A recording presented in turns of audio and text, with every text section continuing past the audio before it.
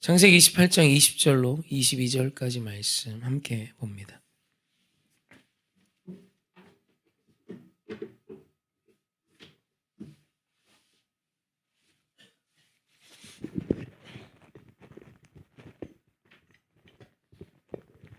우리 한 목소리로 함께 협독합니다. 야곱이 서원하여 이르되 하나님이 나와 함께 계셔서 내가 가는 이 길에서 나를 지키시고 먹을 떡과 입을 옷을 주시어 내가 평안히 아버지 집으로 돌아가게 하시오면 여호와께서 나의 하나님이 되실 것이요 내가 기둥으로 세운 이 돌이 하나님의 집이 될 것이요 하나님께서 내게 주신 모든 것의 10분의 1을 내가 반드시 하나님께 드리겠나이다 하였더라. 아멘. 아멘. 오늘 말씀엔 서원이 나옵니다. 서원. 사실 이 서원이라는 이 표현이 한국교회에 굉장히 큰 어려움이 됐다고 저는 생각해요.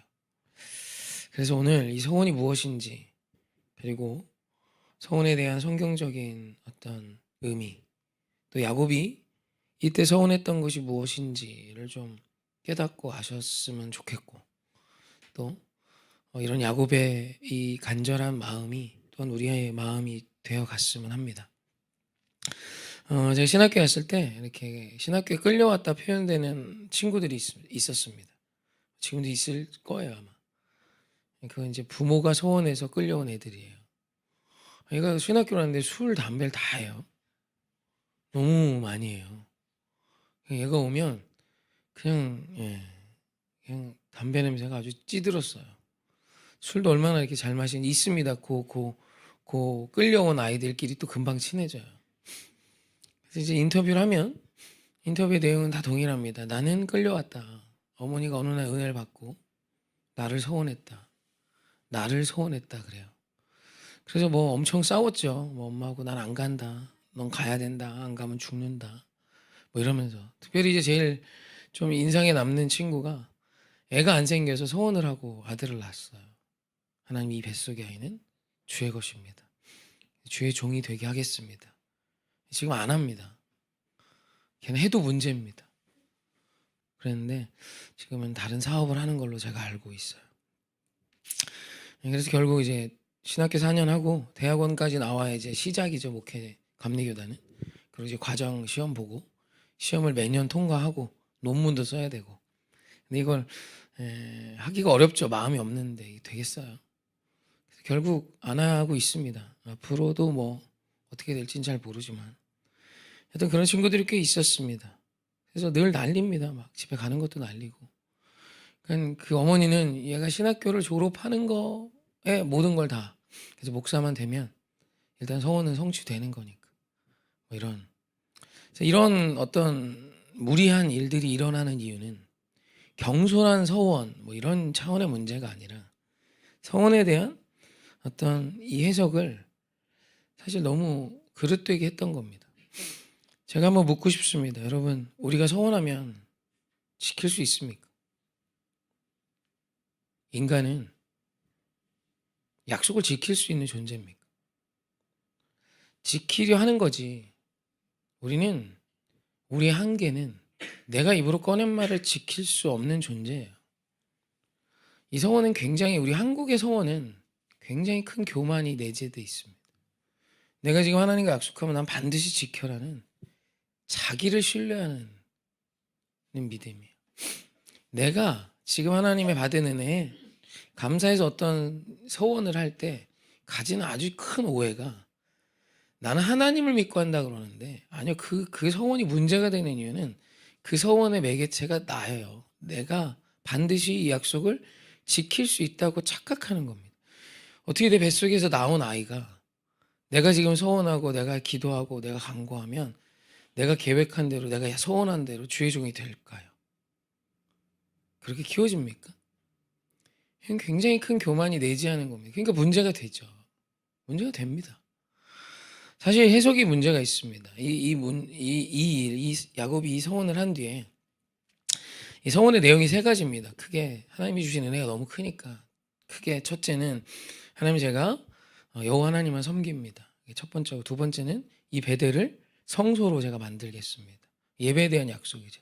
세 번째는 10의 1조를 약속합니다. 뭐 하나님 요구하신 거 아니라 자기가 자발적으로 한 얘기죠.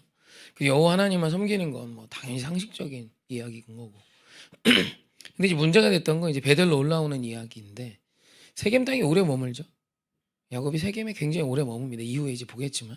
그래서 결국 그곳에 디나가 아주 큰 어려움을 겪고 그 가족이 멸족할 수 있는 그 디나에게 수치를 줬던 세겜의 그 아들 세겜을 또 그 땅의 아들들을 싹 다 멸족시켜 버리죠. 할레바드라고 하고. 그리고 이제 그 언약을 깨므로 인해 진짜 야곱의 가족은 죽을 위기에 봉착하죠. 디나의 어떤 강간의 문제와 차원이 다른 이러다 우리 가족 모두가 멸족하게 생겼죠. 그리고 그때 이제 베델로 부랴부랴 올라가게 됩니다. 그래서 이것을 이제 서원을 지키지 않은 야곱이 하나님께 받은 저주 막 이런 식으로 한국 교회가 해석을 했어요. 하나님이 우리가 약속을 지키지 않아서 저주하셨다면 우리가 여기 생존해 있을 수 있을까? 굉장히 큰 교만입니다. 기본적으로 사람에 깔려있는 굉장히 큰 교만이에요. 하나님과 여러분 우리가 거래가 될 거라고 생각하십니다. 전능자와 피조물이 거래가 가능한 관계입니까? 근데 이 관계 자체가 큰 교만이에요. 내가 하나님과 동등됨을 가져가는 겁니다. 여러분 저는 서운하지 말라는 것이 아니에요. 주님께 어떤 나에게 주신 은혜의 뿌리를 둔 약속을 하는 건 귀한 겁니다. 우리말 서원으로 번역된 히브리어가 이게 서원하다로 돼 있지만 서원하다, 약속하다라는 뜻을 가진 네데르와 똑같은 뜻을 가진 나다르가 반복돼서 쓰였습니다. 그래서 이 사전을 보면 이 뭐 키워드는 하나인데 서원하다 한 단어인데 두 개의 이제 스트롱 코드가 있어요. 뭐 코드 번호라고 합니다. 이게 서원하다 뭐 이런 겁니다. 약속하다. 그러니까 히브리어나 헬라어에서 같은 단어, 같은 뜻의 반복은 굉장히 강력한 어떤 힘이에요. 오늘 내가 행했다는 반드시 죽어도 행하겠다 뭐 이런 의미예요. 이게 지금 야곱이 하나님께 서원하다로 번역된 요 네데르나다르라는 요 두 단어의 연속은 반드시 주님 제가 이리 하겠습니다라는 거예요. 특별히 이제 그 문제가 되는 것이 제가 말씀 잠깐 읽을게요. 20절 야곱이 서원하여 이르되 하나님이 나와 함께 계셔서 내가 가는 이 길에서 나를 지키시고 먹을 떡과 입을 옷을 주시어 내가 평안히 아버지 집으로 돌아오게 하시오면 여호와께서 나의 하나님이 되실 것이요 내가 기둥으로 세운 이 돌이 하나님의 집이 될 것이요 하나님께서 내게 주신 모든 것에서 10분의 1을 내가 반드시 하나님께 드리겠나이다 하였더라. 여기 보면 하시오면이라는 표현이 있어요. 하시오면. 우리말 하시오면으로 번역된 히브리어 람은 사실 이렇게 조건형으로 해석하기보다 소원형으로 해석하는 게 자연스럽습니다. 이렇게 꼭 해주시옵소서. 그리고 제가 이리 하겠습니다 라는 언약인 거예요. 사실 그렇게 해석하는 것이 훨씬 더 자연스럽습니다. 그러니까 주께서 나를 다시 평안히 아버지 집으로 돌아오게 해주시옵소서. 약속하셨지 않습니까? 나를 지키겠다고. 나를 반드시 돌아오게 하시다고 약속하셨지 않습니까? 할렐루야. 하나님이 약속하셨어요. 그 약속을. 그러니까 그 약속대로 나를 꼭 해주시옵소서. 제가 이제 그래서 이리 하겠습니다라는 은혜에 대한 자신의 삶의 수정이에요. 내 마음대로 내 뜻대로 살았던 내가 이제는 하나님이 답이 되어 살겠습니다. 첫 번째 약속이고. 두 번째 주님 제가 이제 이 베델에 올라와 예배자가 되겠습니다. 라는 두 번째 약속이고. 세 번째 주님이 나를 지키시고 나를 인도하셔서 내가 다시 회복될 수 있는 모든 것. 이 모든 것은 다 하나님의 것입니다. 그래서 내 재물의 10분의 1을 주님 앞에 드립니다. 사실 이 11조는 그때 고대 근동 지역에 있는 우상들을 섬겼던 자들도 자신의 10분의 1을 드렸습니다. 이게 상식적인 제의였어요. 그래서 내 소산, 내 모든 복이 나에게 있는 것이 신으로 기인한 은혜라는 아주 대표적인 예표죠. 그래서 이건 10분의 1을 드린다라는 건 그 신이 나의 주인이라는 뜻입니다. 이해되시죠? 하나님께서 그래서 10분의 1을 요구하신 거예요. 그건 우리의 언약이고 우리 하나님 우리에게 요구하신 어떤 나중에 후에 계명이 되지만 그걸 말하지 않았음에도 야곱이 이렇게 한 이유는 여호와 하나님께서 나를 지켜주셨기 때문에 나의 모든 것이 당신의 것입니다라는 선언인 거죠. 할렐루야. 그렇게 해서 세 가지를 합니다. 근데 이 세 가지를 지키실 수 있으십니까? 이걸 지킬 수 있는 인간이 한 번도 틀림없이 지킬 수 있는 사람이 존재합니까? 만약 온전한 서원의 성취를, 서원은 우리 한국교회 서원은 거래지 않습니까? 하나님 내게 아들을 주시면 이 아들을 하나님께 바칩니다. 여러분, 사람은 거래의 대상이 돼도 안 됩니다. 아닙니까? 거래 좋다 이거예요. 하나님이 주시면 내가 드리겠다고. 그럼 뭐 물질을 하든지 나를 드리든지. 근데 내 배에서 나온 아이는 내 게 아니잖아요. 이거 엄청난 교만입니다. 내 자녀가 내 거란 뜻이고 나와 하나님이 조건적으로 거래가 가능하다는 어떤 이런 어마어마한 뿌리에, 이 교만의 뿌리를 둔 말씀인 거예요. 여러분, 세겜에서 야곱이 어려움을 겪은 이유가 이 약속을 어겼기 때문이 아니라 야곱이 하나님 앞에 나옴을 미루고 미룬 삶의 결론이고 열매죠. 하나님이 만약에 아담과 하와가 범죄했을 때에도 아담과 하와를 저주하신 게 아니라 아담과 하와로 말미암아 땅이 저주를 받았어요. 하나님이 여자에게 해산의 고통을 주고 남자에게 여자의 말을 듣고 평생의 노동에 수고를 준 이유는 저주가 아니라 죄로 인해 무너질 인간을 지켜주실 수 있는 하나님의 은혜였죠. 죄인된 여인이 해산을 통해 아이를 낳고 아이를 사랑하는 어머니로 일어서는 것이고, 남편이 수고하고 고단하지만 내 처자식과 내게 주신 가정을 지키며 땀을 흘리며 살아가는 것은 여러분 보람이고 은혜며 기쁨이죠.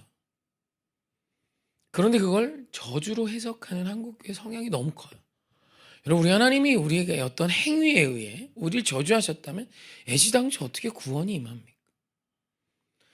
아들을 주시며 우리를 건져주신 우리를 이제 와서 네가 12일조를 드리지 않았기 때문에, 네가 나에게 약속한 것을 지키지 않았기 때문에 너에게 저주한다는 하나님이시라면 과연 여러분, 우리가 온전히 주님과의 관계를 맺으며 갈 수 있을까요? 여러분, 하나님은 우리를 전적으로 사랑하십니다. 우리의 연약함까지 아세요. 우리의 빈대떡 뒤집듯이 마음 변할 것도 아시고 내가 말한 것들을 지키지 못할 나까지 사랑하시는 분이십니다. 괜찮다는 것이 아닙니다. 오늘 우리 하나님께 여러분 은혜 받은 자로, 이제는 아마 기도자로, 예배자로, 하나님 내가 예배하는 사람으로, 기도하는 사람으로 살겠습니다를 아마 나름 다 약속하시며 결정하셨을 것입니다. 그러나 때로 그것이 우리가 지켜지지 못할 때가 있고, 하나님의 귀한 은혜에 내가 약속을 드리고 하나님 내가 이제 이후로는 이와 같이 삽니다 결정했지만 또 무너질 때가 있어요. 그럼 하나님이 저주하시겠지가 아니라 회개하며 돌아오시면 되는 거예요. 할렐루야. 하나님과 거래치 마세요. 오늘 많이 왔네요. 애들이 큰 몫을 감당합니다. 잘했어요. 고마워요. 사랑해. 자기 얘기하는 줄 또 알아요. 이렇게 막 봐요 또 다. 하나 자네. 예배 시간에 자면 안 되는데 넌 돼. 넌 돼. 여러분, 소원에 대해서 적어도 지금 예배드린 우리 사랑하는 성도님들은 잘 아셨으면 좋겠어요. 이것은 하나님과의 거래가 아니라 주님의 신실하심을 믿은 야곱이 그 신실하신 하나님의 성품을 의지하여 나의 삶 또한 하나님만을 따르는 자가 되겠다는 자기가 하나님께 약속드리는 일방적인 약속이었던 거예요. 그것이 혹 무너져도 우리 하나님은 야곱을 사랑하셨고 그를 통하여 하나님의 나라를 세우신 것입니다. 여러분, 우리는 다 한 번이 뭡니까? 수없이 거래해 봤습니다. 하나님 내가 이거 하면 이거 주세요. 나도 모르게 하고 있잖아요. 여러분, 그건 그냥 교만이에요. 그냥 구하십시오. 애가 좀 컸다고 엄마한테 와서 딜합니다. 엄마 내가 이거 할 테니까 이거 내놔. 이거 내놔. 이거 내놔. 귀엽게 봐줄 수 있지만 여러분, 그거 자체가 이미 부모와 무언가 동등됨을 추구하는 것이죠. 아이는 그거 못 지킵니다. 여러분, 인간 육신의 부모도 내 자녀가 나와 소원한 걸 지키지 못한다고 저주하고 막 좁혀십니까? 약속을 어겨? 막. 그럼 벌써 다 끝났지. 여러분, 우리 하나님이 그런 하나님이시지 않잖아요. 일단 송구한 건 사실 한국교회가 그만큼 성경에 대한 어떤 오해가 컸습니다. 우리 하나님은 당신을 전적으로 사랑하세요. 당신의 선택이 무엇이건 그래도 사랑하실 거고, 그래도 기다리실 거고, 집 나간 둘째 탕자와 같이 살았어도 우리 하나님은 당신을 또 기다리시며 다시 돌아오시면 품에 안고 회복을 믿고 다시 돌이켜 승리할 것을 믿으며 가락지를 껴주며 너는 내 아들이라 딸이라 또 잔치하실 거야. 할렐루야. 이제는 또 그와 같은 우를 범할 것인지, 아니면 이제는 그 은혜를 받은 그 금가락지를 다시 끼워주신 하나님의 은혜에 조금이라도 걸맞는 성실한 주의 자녀로 살 것인지를 우리는 기도하며 결정해야 하는 것입니다. 할렐루야. 여러분, 우리 하나님은 당신을 정말 놀랍게 사랑하십니다. 당신과 거래하지 않으세요. 오늘 우리 하나님은 당신의 거래를, 그 서원을 그냥 기쁘게 받아주실 수 있을지 모르겠어요. 그래, 네 마음이 그렇지.